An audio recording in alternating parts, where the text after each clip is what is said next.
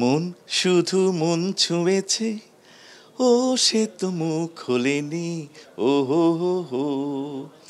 সুর শুধু সুর তুলেছে, ও ভাষা তো দেয়নি মন, শুধু মন ছুঁয়েছে। জীবনের অনেকগুলো বসন্ত পেরিয়ে এখানে এসেছেন তো সেই সময় যদি আপনার টিনেজার এজের কথা বলি, তো সেই সময় কোনো প্রিয় মানুষের জন্য কোনো ভালোবাসার গান করা হয়েছে কিনা?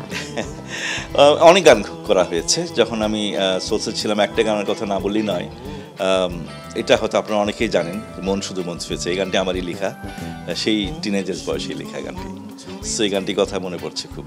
এই গানটি বিশেষ কাউকে কারো উপর ডেডিকেট করে লেখা হয়েছিল?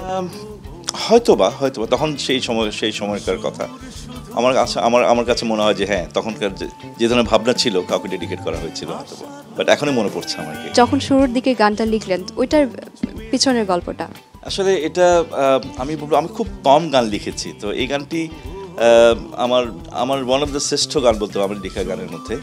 তো এটা আসলে যেটা বললাম যে আমরা জাস্ট সদ্য কলেজ পার হয়ে ম্যাট্রিক পাস করে কলেজে উঠেছি শেষ পর্যায়ে, তখন আমার বড় ভাই কিন্তু এই গানটা সুর করেছে আমার বড় ভাই জিলু খান।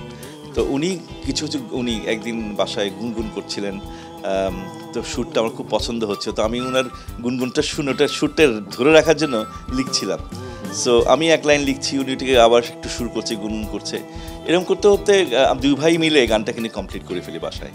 সো ওটা আমার কাছে এখনও মনে হয় সেই জাস্ট ইন্টারমিডিয়েট পড়ি তখন এই গান কীভাবে লিখেছি আমি জানি না, এমন কখনো কল্পনা করিনি যে এই গানটি মানুষের এত কাছে, মনে হৃদয়ের কাছাকাছি যেতে পারবে এবং এতদিন ধরে টিকে থাকবে। ভালোবাসার মাস চলছে, অনেক অনেক গান গেয়েছেন, তার মধ্যে দর্শকদের উদ্দেশ্যে একটা গান যদি গেয়ে শোনাতেন। যেহেতু ভ্যালেন্টাইন্সের মান্থ, আমি মন শুধু মন ছুঁয়েছে গানটা এই জন্য শোনাই। মন শুধু মন ছুঁয়েছে, ও সে তো মুখ খোলেনি, ও হো হো হো। সুর শুধু সুর তুলেছে, ও ভাষা তো দেয়নি মন, শুধু মন ছুঁয়েছে।